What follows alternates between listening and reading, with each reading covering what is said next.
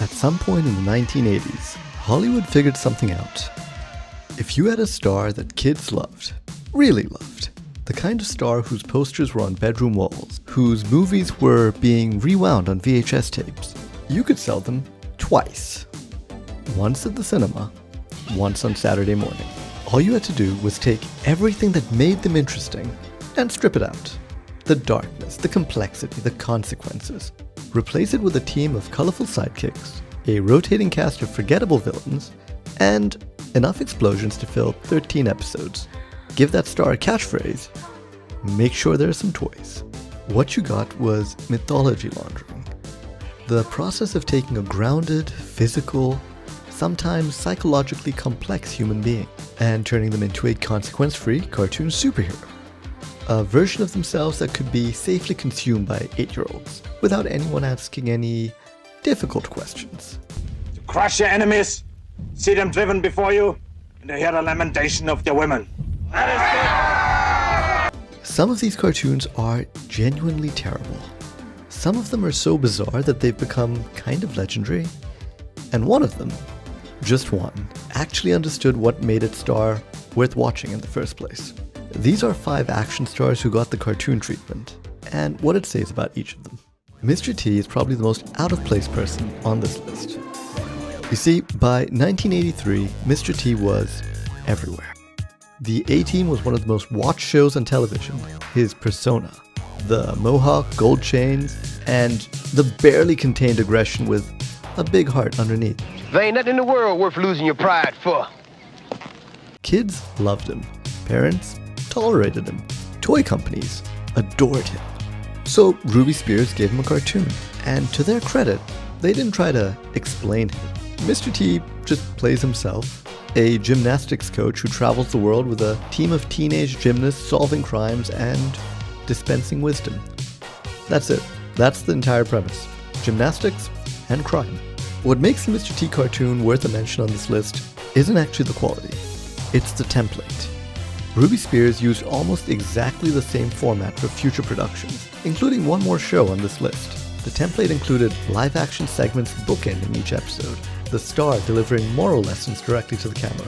It was up to us to show them that nature belongs to everyone. A team of diverse sidekicks, and of course, a villain of the week. Mr. T also voices himself and brings the same energy to the booth that he brought to everything else. The cartoon is absurd, but he's committed to it. I mean, you can't fault the man's work ethic. Looks like Buttercup is getting 2 lunches. Somebody's getting none. If you're still racing to lose some weight, you're on the wrong track.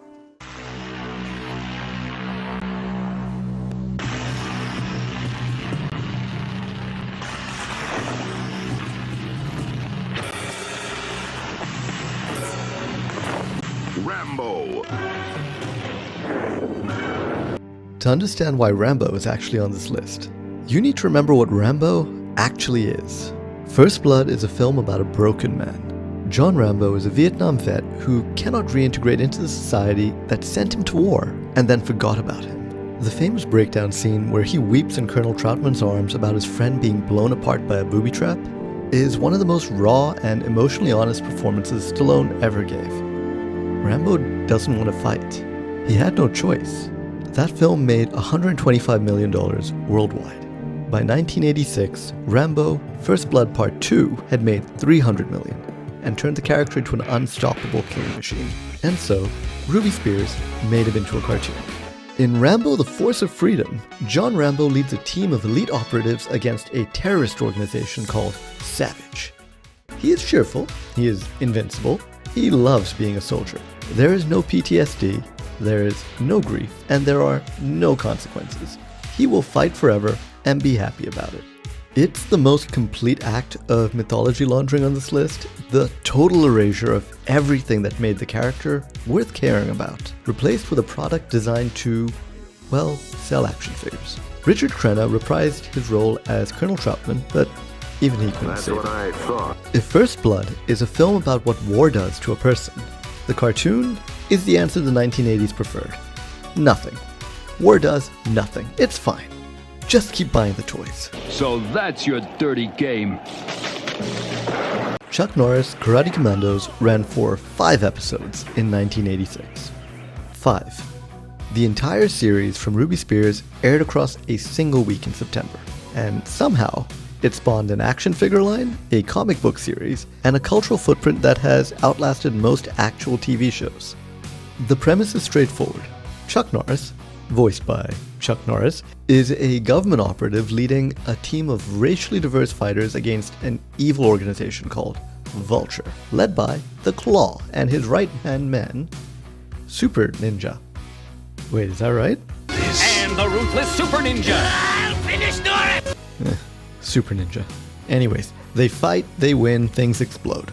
The title says Karate Commandos. The show has almost no karate in it. Most of the action involves laser guns and falling steel beams. At one point, Chuck steals a kid's bicycle and rides off shouting that it's an emergency. The kid is left standing on the pavement. Americans. But here's where it gets interesting. Before and after each episode, the real Chuck Norris appears. In a gym or a martial arts studio, he introduces the story and then delivers a moral lesson directly to the camera. He is completely serious when he does this, and I love him for it. Because those live-action bookends are the most revealing thing about the show. They suggest that Chuck, on some level, really understood that the cartoon version of him wasn't really him. The real Chuck shows up to lend legitimacy to a show that otherwise couldn't earn its own. For a while there, things were pretty rough, but we won. We won because we didn't give up. If we had, the Claw would still have C-Lab. Now, I know you're not going to have to go against the Claw, but the next time things get tough, you mess up on a test or lose the game, don't let it get you down. Don't give up and you'll be a winner. See you next time. Karate Commandos is bizarre, cheap, and weirdly entertaining. But it's also the clearest illustration of the gap between what these men actually were and what the cartoon industry needed them to be.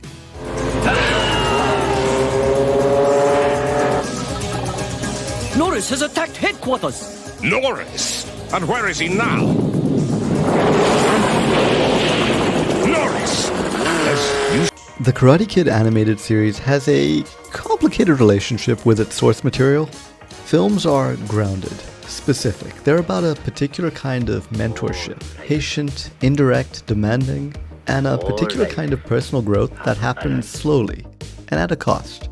Mr. Miyagi is one of the great mentor figures in American cinema precisely because he never makes it easy. The cartoon takes Daniel and Miyagi and sends them on a globetrotting quest to recover a stolen magical shrine. They go to the Amazon, the Himalayas, Paris. A whale swallows the shrine at one point. At another, its powers enter an actor's sword on a movie lot, convincing him that he's an evil Black Knight. And somehow, it's not a complete betrayal of the premise. Pat Morita reprised his role as Miyagi, providing the opening narration for almost every episode. His voice, his cadence, his specific gentleness, it's there in those opening 60 seconds. This week, journey lead to Hong Kong, where Daniel-san faced greatest test of karate. Can he survive wrath of evil Dragon Man? After that, Robert Ito takes over for the rest of the episode, which tells you a little something about the level of commitment Morita had. He was invested enough to show up, and not invested enough to stay. But the core relationship holds. Daniel follows Miyagi not because there's a tournament to win, but because that's what their dynamic is. The student goes where the master leads, even into a completely different story, even when a magical shrine is involved. Hey, Mr. Miyagi, wait up! Mr. Miyagi, you have to teach collar balance like you taught me. Why? Why? Miyagi's pacifism and wisdom surface throughout, even when the format works against it. The cartoon remembered what mattered most about their relationship, even if it forgets just about everything else. The riddle was really clever, especially the wet duck part. You know, it takes a sharp mind to figure that stuff out. Whoa!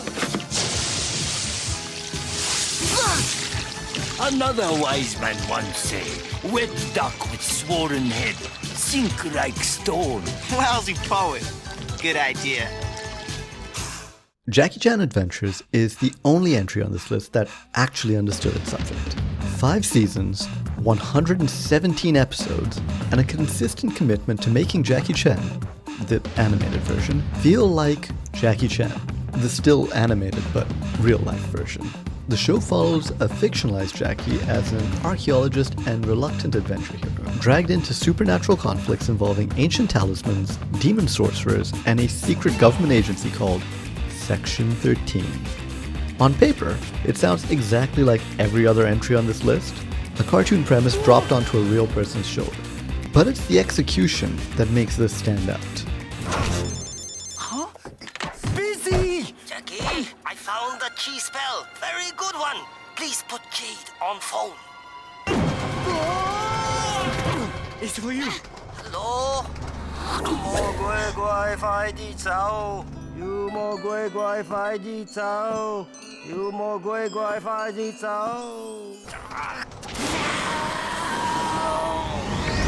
The animated Jackie runs away from fights. He improvises with whatever's in the room. He uses doors, chairs, mops, ladders, anything but his fists. He would rather talk his way out of a situation than fight his way out of it.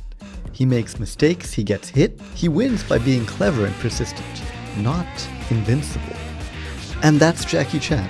That's the actual man, the performer who built a career on looking vulnerable, on being a human being who happened to be extraordinarily capable, rather than a superhero who happened to be in the area. Every other show on this list replaced its star with a fantasy version.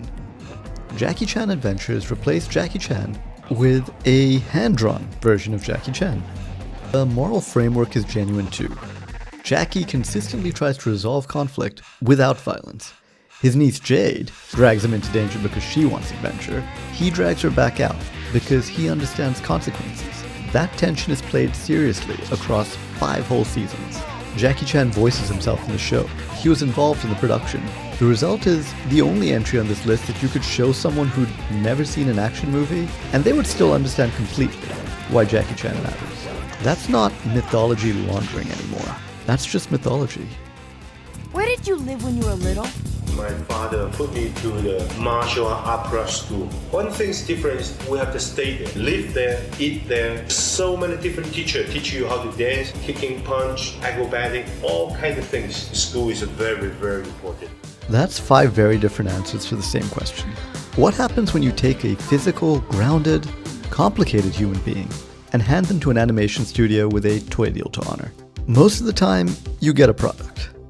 Occasionally, just occasionally, you get something that actually does the person justice. If I missed one, and there were a lot of cartoons made with the same strange DNA, drop it in the comments below. I want to know which one scarred you as a child. If you enjoyed this video, please hit the like button. It really helps the channel. There are more videos coming soon, and if you'd like to see them, please make sure to subscribe. Thank you for watching. Now if you'll excuse me, I have some Saturday morning cartoons to rewatch. I'm a man!